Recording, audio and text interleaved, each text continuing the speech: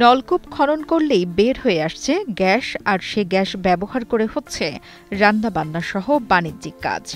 অবিশ্বাস্য শোনালেও এমন দৃশ্য দেখা গেছে উপকূলীয় জেলা ভোলার বোরহানুদ্দিন উপজেলায়।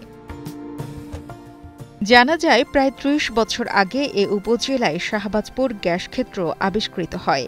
সেই গ্যাস ক্ষেত্রের আশেপাশের গ্রামগুলো এখন যেন গ্যাসের জনপদে পরিণত হয়েছে।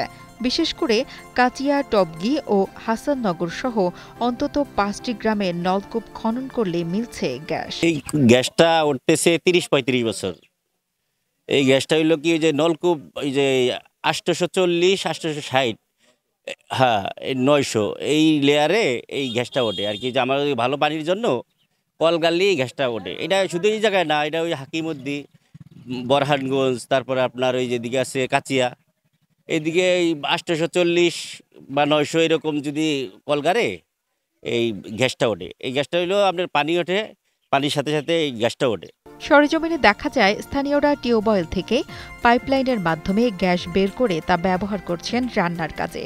একই সঙ্গে কেউ কেউ গ্যাসের সংযোগ বাণিজ্যিকভাবে ব্যবহার করে টাকা আয় করছেন। স্কিন শুষ্ক রুক্ষ হয়ে যাবে বলে কি বাইরে যাবে না? জাস্ট 1 2 3 4 করো, স্কিনটাকে রিভাইভ করো। যখন আপনার টিউবওয়েল থেকে অটোমেটিকলি পানি উঠতো, তখন ওই পানির সাথে গ্যাসটা উঠতো। গ্যাসটা আমরা সংরক্ষণ করে একটা প্রসেস করে আমরা চুলা জ্বালাইতাম বা গৃহস্থলী কাজে ব্যবহার করতাম। কিন্তু এখন অটোমেটিকলি গ্যাস আর উঠতেছে না।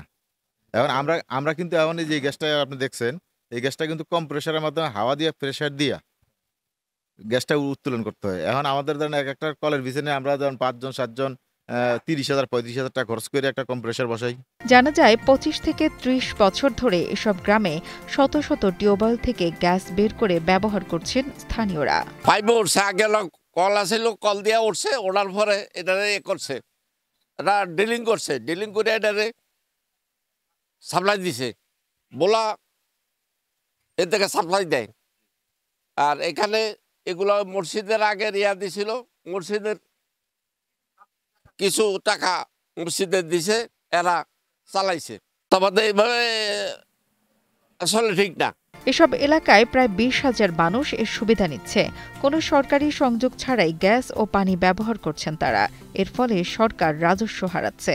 কলের থেকে কলের থেকে মানে লাইন দিয়ে তারপরে চালাই আর কি। ওদেরকে আমরা পাই এইভাবে চালাই আর কি, ফিরি না, মানে টাকা দেয় আর কি। বিষয় মতামত মনে করেন, আমরা মনে করেন এইভাবে চালাই আইছি। এলাকাবাসী বলছেন, ওই গ্যাসের সঙ্গে শাহবাজপুর গ্যাস ক্ষেত্রের কোনো কূপের সংযোগ নেই। এখান থেকে আমনামনে উঠতো, এটার কেন্দ্র করে হয়তো দেখা গেছে এই গ্যাসটা পাইছে। যাই হোক, এটা আপনার ওঠে বিদায় শোনেন, এটা তো আপনার উঠে যাইতে গিয়েছে অনেক জায়গায়। আপনি দেখেন অনেক জায়গায় রাস্তার মাথায় বহুত জায়গায় উঠতেছে কলগাল্লি, এটা আপনার ওঠে। তবে এসব সংযোগে অব্যবস্থাপনা থাকায় দুর্ঘটনার ঝুঁকি রয়েছে বলে জানান Bangladesh petroleum exploration and production company limited. Gas কূপ থেকে যে লেয়ার, ওই লেয়ার আর এটার সঙ্গে কোনো কানেক্টিভিটি নাই।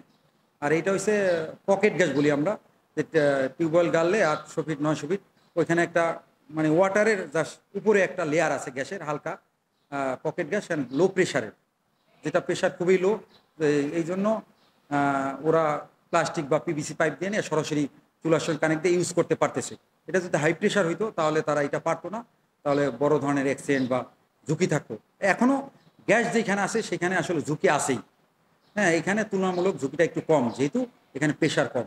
বাপেক্স আসলে এইটা আমি আপনার বুঝছি আপনার প্রশ্নটা।